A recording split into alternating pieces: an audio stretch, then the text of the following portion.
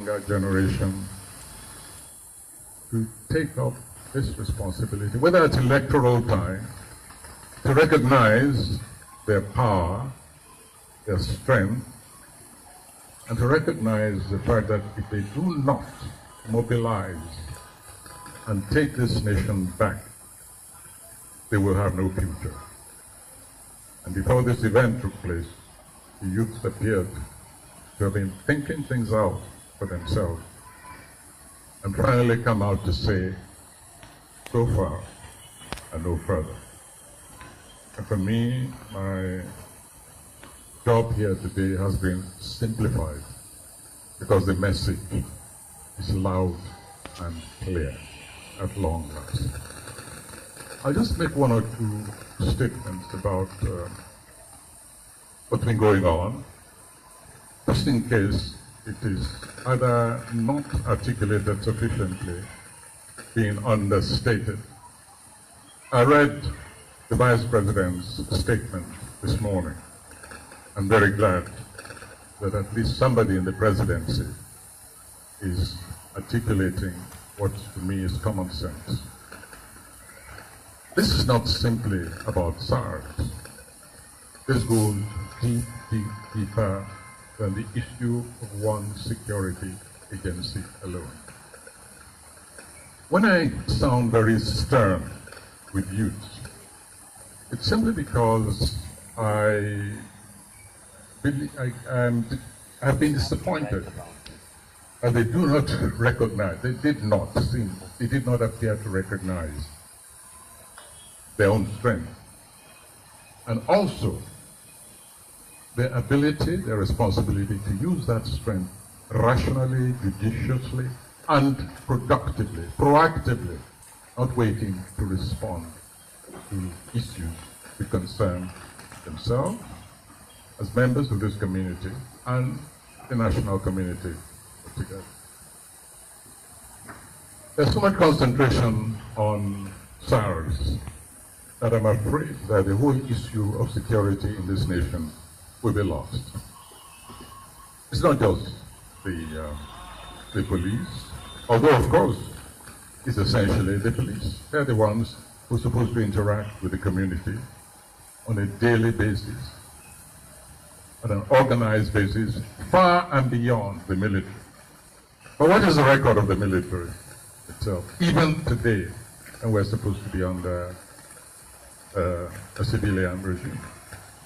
How long ago was it that a woman was stripped naked by some soldiers because what she was wearing was supposed to look like a military camouflage? She was stripped naked and whipped and then taken away.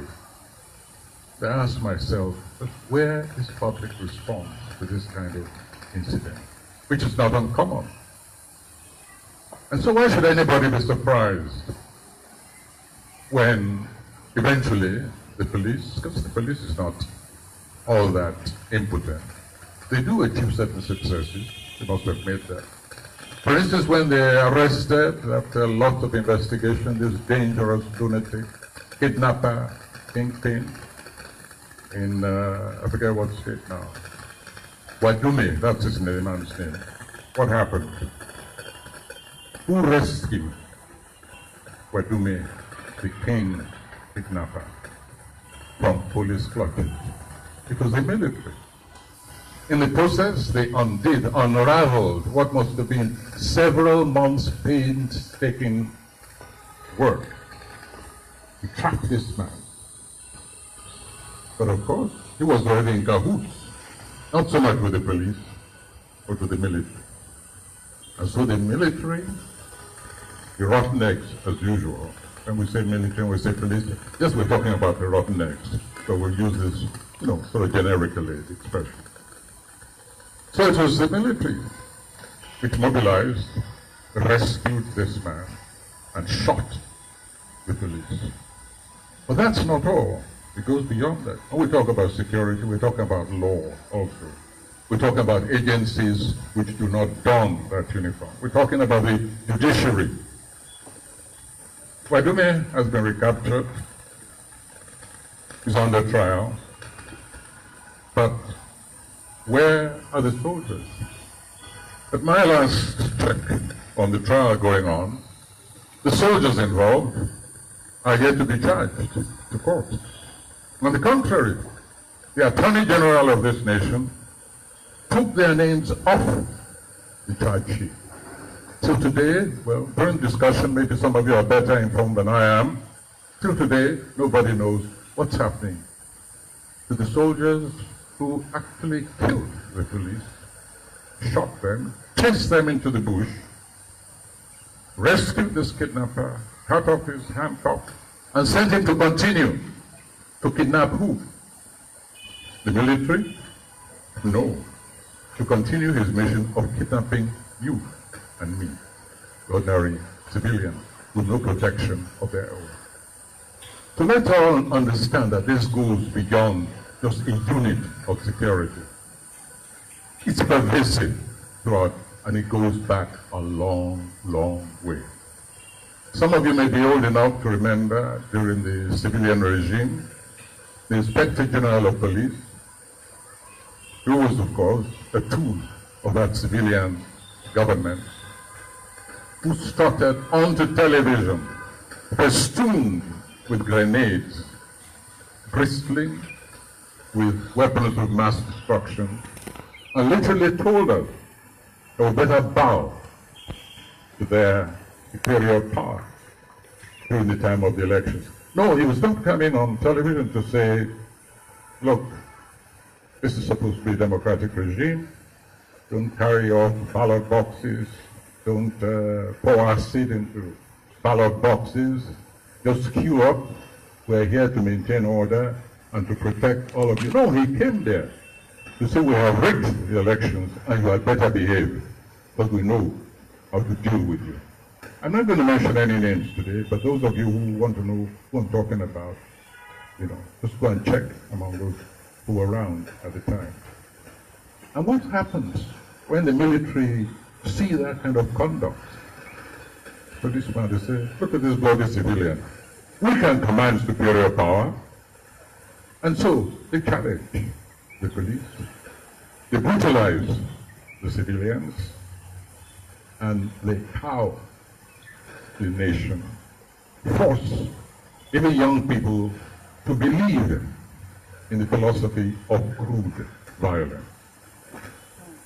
And so when they leave the stage, it's a roulette. It's musical chairs.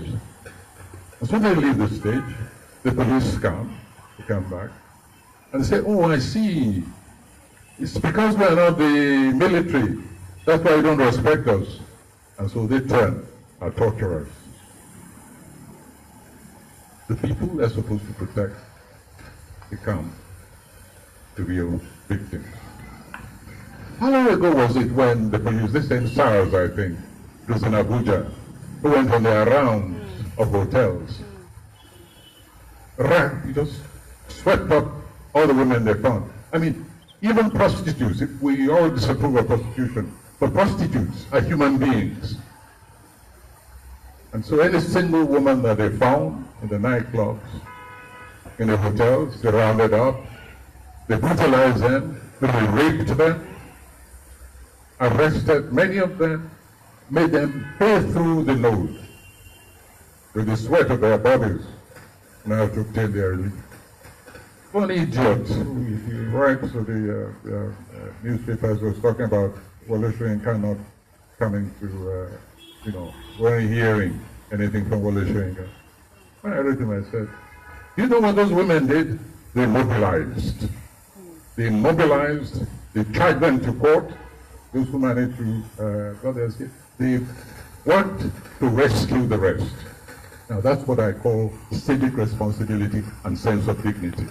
He said, yes, we may be prostitutes. You have no right to brutalize and dehumanize us. You have no right to rape us. And I asked this idiot, I think it was this day newspaper, what did you do? You are supposed to be part of the youth, the citizens of this country. What did you do? Did you come out to rescue, to restore the dignity of those women? So we all have a responsibility. That's what I'm trying to tell you. You don't just sit back and say, oh, it's okay, they sold out. Oh yes, we know their bread is being buttered and so on. Concoct all kind of things, turn yourselves into Yahoo children, spend all your time in cafes, hacking into people's what do they call it, accounts and so on. Fake news, always. Concocting false websites, which even the people whose name you put are not even aware of. Putting words into people's mouths. Framed with photographs. Total phoning. Again and again I said, why are you such cowards? You cannot even speak in your own names. You have to fake what you have to say, attach Wole Soyinka's name to it. Say, what kind of respect is that? For yourselves, not so much Wole Soyinka. And others whose names, whose identities you steal on the internet. What kind of respect is that? You lack the courage, you lack the guts to speak in your own voices. So you have to attach other people's names. Yeah, I don't know at the last count how many false websites in Wole Soyinka's name. Some of them they are selling, maybe they're even selling cocaine, I don't know. Wole Soyinka's Facebook is advertising, heaven knows, all kinds of things. Some of them have their situation. I broke one circle, located, believe it or not, Nigerians in Croatia. The address was an undeveloped site. The address, the physical address. I closed down that website. So you don't even allow one to speak in his or her own name, in their own language, when they are ready to adopt whatever means they consider fitting for a particular situation, to bring your little ignorant self to try and push your language into the mouths of other people. And they expect us to get up each time. Well, we don't know what you've even said on our behalf. I don't know how often I get messages like Yaman and the others, Prof, this doesn't sound like you. I said, oh, wait a second. This doesn't sound like me, because it's not me. What on earth, when on earth, are you going to come to yourself, come to age, come of age, and recognize the fact that you have just as much right as those who are old to express yourself? This is the tree of liberty, you know, because what's the actual name we gave to it, Bill? Established here. Which will say you can come here and say whatever you want to say and nobody can touch you. When was that tree launched? Speaker's Corner said this is the liberty tree. How many years ago? I don't know how many of you have used it. And of course I'm not just talking to those of you who are here today. It's been there. Unchanged, that sculpture there. And in any case, you don't need to come there. Wherever you are, it be liberty tree. But finally, as you said, you pulled the rug from under my feet. You came out, finally. I was in Czechoslovakia when this began. Prague. Prague, yeah, Czech. I very much regretted that I was missing this. Not that I would have participated, but I was taking a ringside seat and said, at last. What was that black cry? Praise Lord, at last, free at last, free at last. Yes, you're finally freeing yourself. I congratulate you, congratulate yourself. It's about time. We've seen this before. It's not new. But then we go through years and years and years, and then we ask, where are the youths? Wasn't this in this place a monster called Sonny Abacha was fought, was stand still? As I wrote in my You Must Set for That Dawn, when I narrated the various aspects, the various angles of dissent, of opposition to that monstrosity. But it isn't only when it is overt that you are being turned into slaves. No. Enslavement can go on in civic society continuously. You keep quiet, and those chains get heavier and heavier. You keep grinning, and believing that you're liberated human beings. You turn your anger on even those who are trying to help you, trying to help the community. No, nothing very special about it.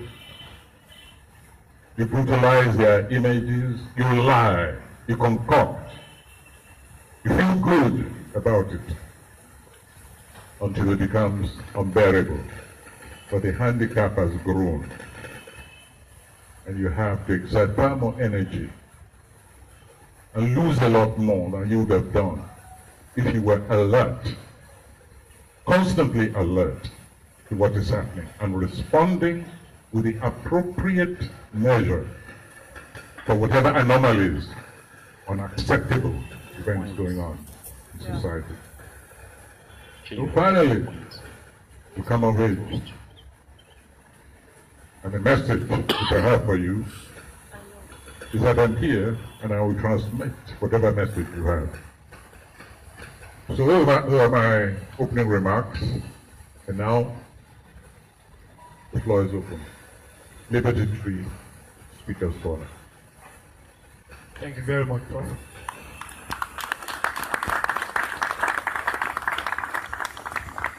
Well, this is supposed to be an exchange, so we're going to have some of the, I think this is fun.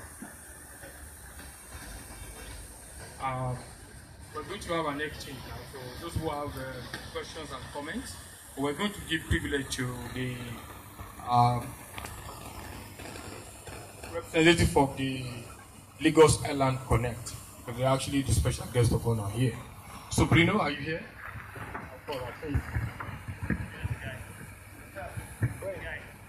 Oh, okay, come.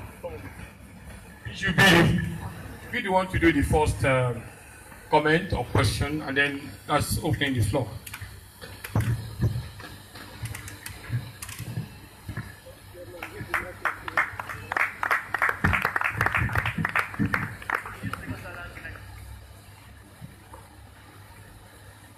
Good evening, everyone. Good evening, Professor Wole Soyinka. Thank you for coming for this event and paying attention to the reactions of the youth as regards governance and social, economic, and political situations in Nigeria. My name is Sopu Garuba, popularly known as King Sobrino I.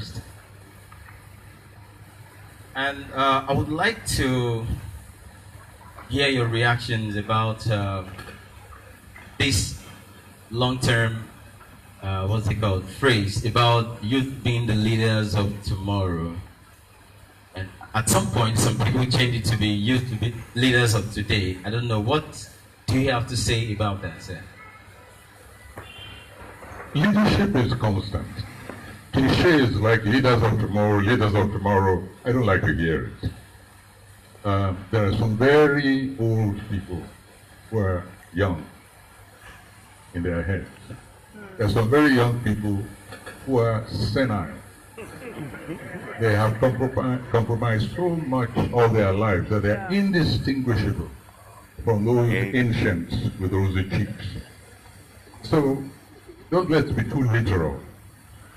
For me, every human being is a potential leader. From time to time, it is possible to say, right, let us now formally, structurally become leaders. Such opportunities come during elections. And don't just think in terms of the presidential elections alone. We're talking about governorship elections, House of Assembly, local government, everywhere, whatever level. Yes, you're potential leaders, and you can carve your own niche within your own community, even informally. Let me give you an example. Some years ago, I inaugurated a prize for, in memory of Ken Saruwiwa. The first winner was a young man, I forgot his age, I think under 21 certainly, who mobilized. What did he do? He was just a student, and very young, and he called his community together. There were religious riots, and he called his community together, and he said, look, they may be mad outside, they may be killing one another over there, but here, let us create a cordon, let us draw a cordon sanitaire At least nothing of that madness must take place here. He was the first winner of the Cancer Weaver Prize. And so on. Then there's another instance, very quickly, to the youth corps who's assigned to a particular village, a particular small town. And he created a kind of dam irrigation system over there, and he was actually even honored by the community. They recognized him as a leader. In that particular village, the pattern, for those of you who don't know the story, the pattern was that when the monthly allocation came, it was split into four. One, the local emir, or the head of the something there. 1/4 to the chief of police, 1/4 for salaries, and then the remaining quarter, allocated to, just some token transformation over there. And he looked at it, and he was summoned in. He was regarded. I think they put him in one of the quarters. I forget which one. Not the police, maybe the salaries. And he said, instead of this, let's just do something. I can help you with irrigation and so on. So the little money you're even allocating to development, we use it, make it use. And he was recognized as a leader. So leadership is not just about sitting at the top of the pile. Yeah. It is leading in your own community with ideas. An example. All right, sir. Quick one before the next go.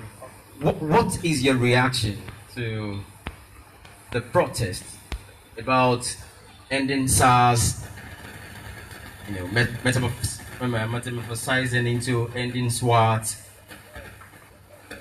Youth reaction about governance. What is your reaction? What do you think about it? Do you think the youth are not doing something right, or do you think this is the right thing that the youth are really embarking on, or what do you think should have been properly done? What's your reaction about it? Well, I don't know which flies this policeman wants to swat, that so unimaginative. He wants to drop SARS and then change it to SWAT. Is that the kind of answer? By the way, let me say that we tend to go overboard and go extreme in this country. When I read the statement that not one single member of SARS will be allowed to be a member of the new unit, whatever it's called, I was very disturbed. A lot of training has gone into this. Often the wrong training, but certainly some kind of technical professionalism has gone in. And to say that not one single member will be allowed to come, this is a waste. It reminds me very much of, George Bush, when they overran Iraq, dissolved the army completely, threw thousands on the job market, professionals. Of course, what do? They use their training in the wrong direction. That's where a lot of the violent religious fundamentalism began in that area. Was this man, the head of a democratic nation, didn't understand the nature of interaction of profession with the rest of the community. Just 2,000 like that. And then they were surprised that real top militant opposition through their forces of occupation. So it's the same thing.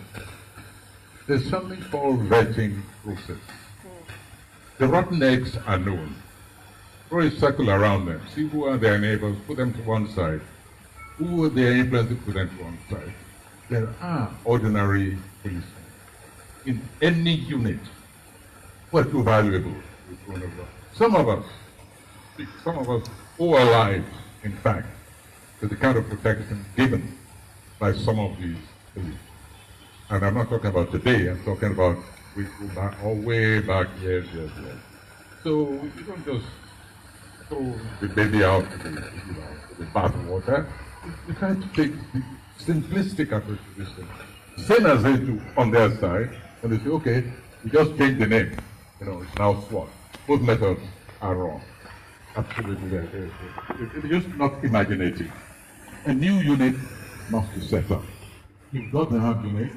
You can be called upon wherever they are at any time to deal with the let's say, Boko Haram enters here, scatters us, takes over. Well, I expect the quote-unquote SWAT to come into their own and really show the stuff of which they are made. Yes, that kind of unit is what we're talking about. But when they then go on the start setting up roadblocks and shooting, harassing young people simply for owning an expensive or using an expensive phone, iPod, iPad, iMom, or whatever all these things are called these days. It just shows the level of imbecility that one just cannot understand. You gauge the criminal possibilities of youth simply because maybe they are driving their parents' cars. I mean, this is madness. So let them, now that the government has seen what is unacceptable, now let them go to the drawing board and really work things out rationally, methodically. How long does it take? I think what the population of France create a unit, a betting unit, through which every single member of France will go. Their records are there, their associates are there, their crimes are there, charged to court, all those whose files have been sitting there. It is not the first kill SARS movement, as you know very well. And panels have been set up. There are those who should have been indicted by now, but Mr. Rick Van Winkle has been sitting on that file. Nothing. So let's get some dissent and rational action out of this government. Right, thank you, sir. Thank you very much, sir. Thank you very much, Bruno. Okay, how do you, sir? Anybody want to contribute? Let's just see your hand because you have to be closer to the front. Good evening, sir. My name is Adwale Okupe, and the question I really have for you goes back to the book you wrote on the interpreter, right? And that's because you wrote about this. The issues we're facing now are not, and it's also that sense of, so some of us are starting to think, how do we think through our problems, and how do we think through it in a way that is not idealistic, but how do we also galvanize youth to come up with creative solutions? And so the question really is about creative consciousness and activism, and I would like to know some of your thoughts on that. Well, I don't apologize if I seem to be advertising here, which I wrote the interpreters too many years ago. Wait and read the one which is coming out in a few months, called Chronicles. Chronicles from the land of the happiest people on earth. Wow. Yeah, I think you might enjoy it. But it just continues in the same vein. The creative solution is multiple. Yes, you watched some sketches there just now. That's one of the ways we go out with what we call guerrilla theater. As you know, this is one of the practices we used to have in those days of activist theater, in which you use theater like a grenade. Move key positions, marketplaces, secretariats, etc., in front of the assembly, houses of assembly, perform your sketch and disappear before the SARS comes and butt you on the head. That's what we used to do with theater. And there's a lot of material, unfortunately, literary material. Unfortunately, many of the people we're talking about, they don't read it. Once they be the first to comment on internet, they think they've read literature. And so your message doesn't really get across. The age of pamphleteering ought to come back. Remember the old Marx literature, in which issues were taken, what I call the rough and tumble language, quick print disposal, etc. These are ways in which you can use literature, and of course there is painting, the graphic art. And so marvelous opportunities. Unfortunately, let me use the opportunity to say this. Some of our cartoonists, they're very good draftsmen, but they're not really very witty. With messages, so you see all these grotesque images in the cartoon, but the captions really do not match the artistry. So the cartoonists, they have a lot but then we just paint it. How, like we have around here, as we have exhibited here from time to time. We even send some of these images to Asoro. Send them through those, at least we'll be able to explain what the images are, if you know them. Music, of course, is another one. Music is a very powerful tool. I remember how music was used in those early days when we had civilian battles in the government. So we could resort to things like that. The arts are constantly, it's just imagination. And if you are an artist in any way and you don't know how quite to divert that skill to political means, there are those who can speak among your elders, your seniors who practice, and they will assist.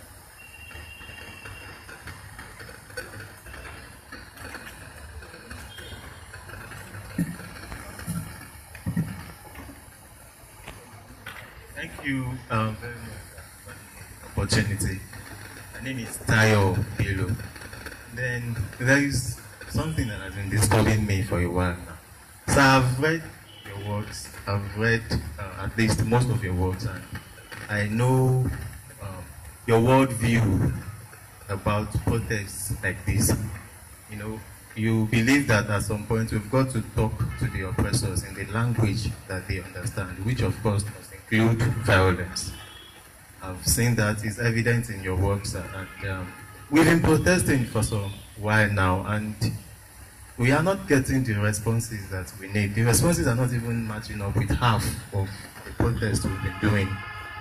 No policeman has been brought to justice. You know, we're just being treated like we are just having fun. When we are tired, we'll go and rest. The politicians who have responded are doing so just so that they won't be pointed out as not responsive. So, sir, I want to know how much success do you think you can achieve with this form of protest? Or do you think there is something we can change tactically? Thank you, sir. I'm very glad you asked that question because sometimes protests become counterproductive.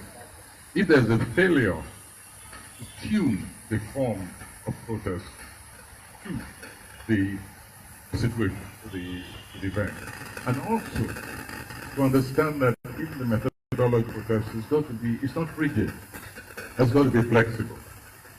You must learn that you must be tactics when it becomes obvious that nothing is being achieved, or if you believe that the method you're using at a particular time has been hijacked and is being used by other people, you must be prepared to change. Let me give you an extreme example. Many people have forgotten, and when I give examples, we're exchanging ideas, experience, and so on and so forth. Please understand that I'm not saying go and do thou likewise, because then, if not now, and I must emphasize that. But I'm giving this as an extreme example. When we began the protestation against Sani Abacha, the first stage, many people have forgotten, was stay at home. It was a stay at home phase. That strategy was worked out well. The important thing was that there was a stay at home strategy. And for about a week, going into 2 weeks, this country was locked down. Long before COVID was heard of, the country has been locked down. Along the way, after a week, moving to 2 weeks, it was recognized, those of you who read Must Have Not Had Dawn will remember that I mentioned something about that. When it was realized that this government, that government, I beg your pardon, was taking it in its stride That is when tactics changed and it became street protests that grew increasingly more violent. We couldn't control that because the violence from Sani Abacha's, obviously, and eventually quite a few losses, in number of people perished during that. But protests do not give joy to the opposition. So once again, even when we get out to the streets, we've got to make sure that we are in total control, or as much control as possible. You've got to be able to monitor yourself. Monitor, and if you see any stranger among you who's behaving in an odd way, know that there are others, and that they are there, they are planned. And it becomes impossible to control plants. We neutralize them. Then you've got to go maybe into the mass mobilizing stage or some other tactics. I will not go into all of that, but the point is that there are so many ways to skin the cat. Above all, you must learn not to be satisfied with half a loaf. That is one of the serious errors protestation have incurred in this country. Don't content with half a loaf. Just organize yourself and be open also, always, to dialogue. I like many features of the Vice President's statement.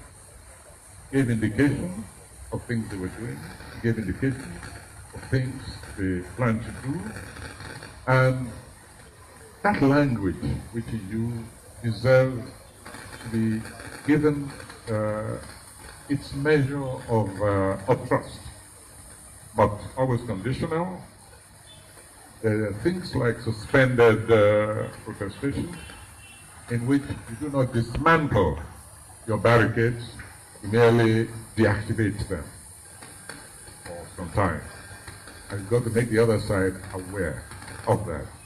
Let them know that even if you are deactivating protestation, it doesn't mean that you are dismantling your barricade. That's very important. But you mustn't lose the opportunity also of dialogue. I believe, after reading the Vice President's speech, that maybe it's time for dialogue. I sincerely think that. Again, it should be a dialogue of sincerity. Don't behave like a trade union. Don't behave like Nigeria's trade union.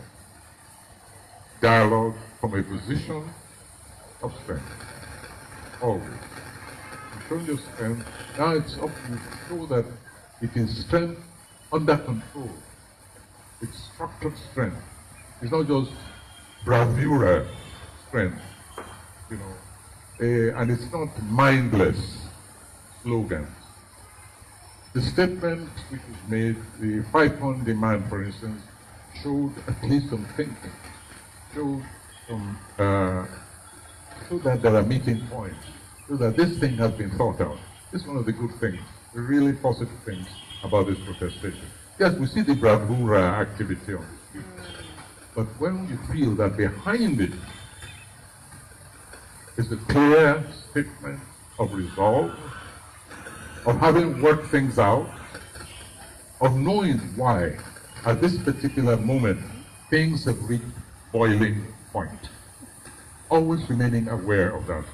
It's the intelligent way of bringing a government to heal, making a government understand that it is part and parcel of civic community, not an alienated community which has just been dropped from the outer planet. So please be flexible, continue to be structured, even more structured, be rational, and just don't be all right? I'm trying very hard as you see to find the right word. Because tomorrow I will get back and it will